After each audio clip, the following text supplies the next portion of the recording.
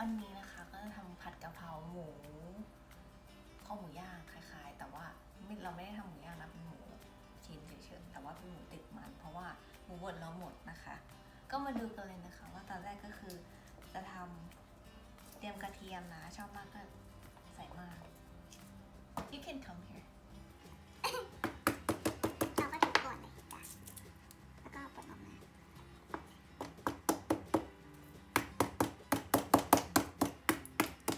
เป็นแม่บ้านต้องแรงเยอะนะคะแล้วก็ใส่เข้าไปใช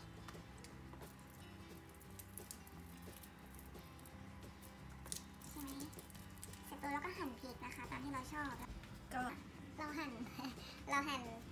กระเทียมแล้วก็พริกแล้วนะคะแล้วก็ตำใส่เกลือเข้าไปนิดนึงก็ตำเลยค่ะเมื่อกี้ใส่พริกไปประมาณ15 เม็ดเพราะว่าช่วงนี้กินเผ็ดน้อยลงนะเราก็ตำเลย ก็ทำพริกเสร็จแล้วนะ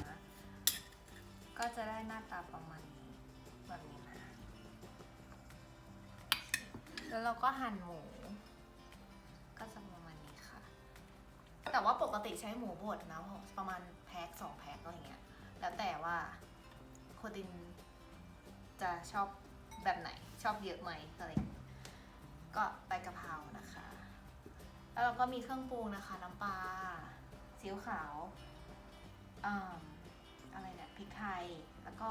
เป็นผงเขาเรียกอะไรอ่ะอันเนี้ยแล้วก็มีน้ำตาลแล้วก็ซอสหอยนางรมนะคะแล้วก็มีซีอิ๊วดำนิดหน่อยซีอิ๊วหวาน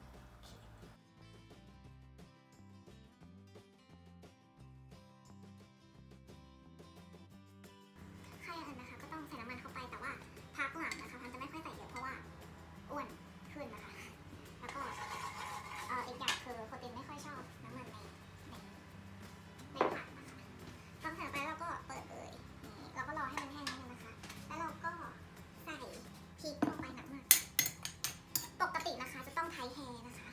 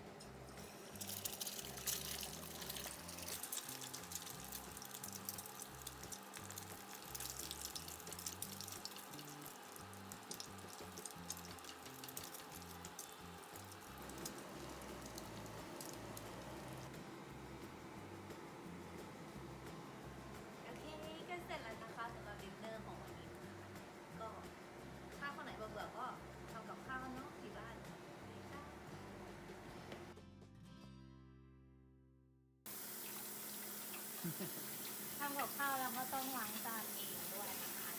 วิถีแม่บ้านอะ